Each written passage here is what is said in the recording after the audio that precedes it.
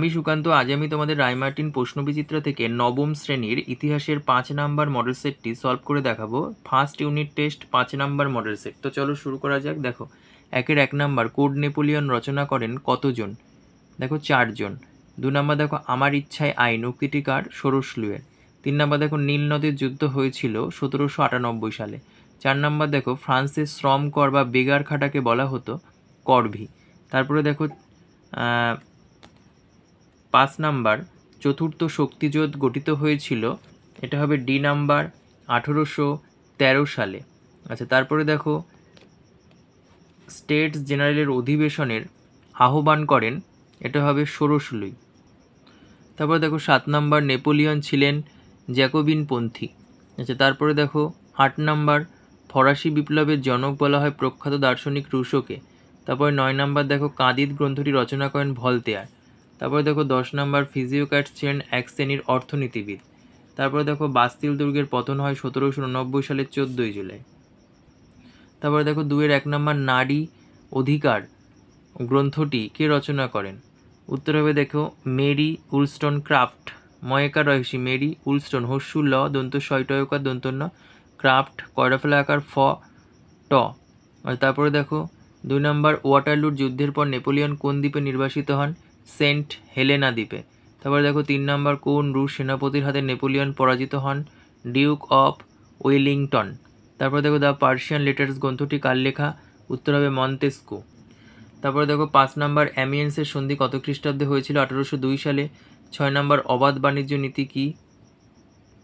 দেখো এখানে লিখে দিয়েছি, 2 বা ততোধিক দেশের মধ্যে দ্রব্য ও সেবা বিনিয়োগের ক্ষেত্রে কোনো বাধা না থাকলে তাকে অবাধ বাণিজ্য বলে। তারপরে দেখো, নেপোলিয়নকে কে বিপ্লবের সন্তান বলেছিলেন? নেপোলিয়ন নিজেই নিজেকে বিপ্লবের সন্তান বলেছিলেন।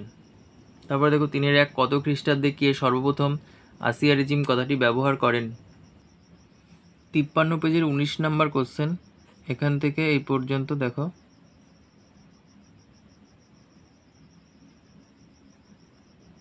তারপর দেখো 2 নাম্বার, মহাদেশীয় অবরোধ ব্যবস্থা ঘোষণা করতে নেপোলিয়ন কি কি ডিক্রি জারি করেন? দেখো, একটা হবে বার্লিন ডিক্রি, তারপরে হবে মিলান ডিগ্রি। আচ্ছা, তারপরে দেখো ওয়ারেস ডিক্রি, তারপরে ফন্টেনব্লু ডিক্রি। কে কোথায় স্বাধীনতার বৃক্ষ রোপণ করেছিলেন? শ্রীরঙ্গপত্তনামে টিপু সুলতান। তারপরে দেখো 4 number, the wealth of Nations গ্রন্থটি কে কত খ্রিস্টাব্দে রচনা করেন? অ্যাডাম স্মিথ, 1776 খ্রিস্টাব্দে। তারপরে দেখো, স্পেনের ক্ষতই আমাকে ধ্বংস করেছে, নেপোলিয়ন কেন এ কথা বলেছিলেন?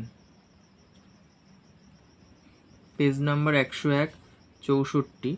দেখো, স্পেনের অভ্যন্তরীণ বিরোধের সুযোগে নেপোলিয়ন 1808 খ্রিস্টাব্দে স্পেনের সিংহাসনে নিজের ভাই জোসেফ বোনাপার্টকে বসান। এতে স্পেনবাসী ক্ষুব্ধ হয়ে পর্তুগাল ও ইংল্যান্ডের সঙ্গে একযোগে ফ্রান্সের বিরুদ্ধে বিদ্রোহ ঘোষণা করে। এই যুদ্ধে নেপোলিয়ন পরাজিত হন, তার মানমর্যাদা ভুলুণ্ঠিত হয় এবং তার এই ব্যর্থতা স্পেনীয় ক্ষত নামে পরিচিত। তারপর দেখো 4-1 নাম্বার, ফ্রান্সকে ভ্রান্ত অর্থনীতি জাদুঘর বলার কারণগুলি সংক্ষেপে লেখো। Page number 38 page, 2 number question. দেখো, ত্রুটিপূর্ণ কর ব্যবস্থা।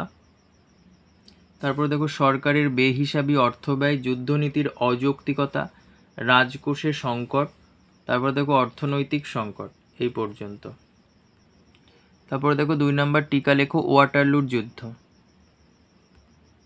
দেখো 102 পেজে, ওয়াটারলুর যুদ্ধ কত খ্রিস্টাব্দে কাদের মধ্যে হয় এটুকু বলবে, আর ওয়াটারলুর যুদ্ধের গুরুত্ব কী ছিল এটুকু বলবে, হয়ে যাবে। 3 নাম্বার, দেখো টেনিস কোর্টের শপথ সম্পর্কে কি জানো? 43 পেজের 16 নাম্বার কোশ্চেন। দেখো এপাশে দেখো, শপথ, ফলাফল। তারপরে দেখো 5-1, নেপোলিয়নের আইন সংহিতা সম্পর্কে যা জানো লেখো। এই আইন সংহিতার সীমাবদ্ধতা কি ছিল? দেখো 86 পেজের 7 নাম্বার কোশ্চেন। তারপরে দেখো, প্রবর্তনের কারণ, আইন সংহিতা রচনা। তারপরে দেখো বৈশিষ্ট্য। তারপরে দেখো 2 নাম্বার, ফরাসি বিপ্লবে দার্শনিকদের ভূমিকা আলোচনা করো। 28 পেজের 3 নাম্বার কোশ্চেন দেখো, ফরাসি বিপ্লবে দার্শনিকদের ভূমিকা আলোচনা করো। তারপরে দেখো ভলতেয়ার, রুশো, তারপরে দেখো দিদেরো এলেমবার্ট, ফিজিওক্র্যাটস,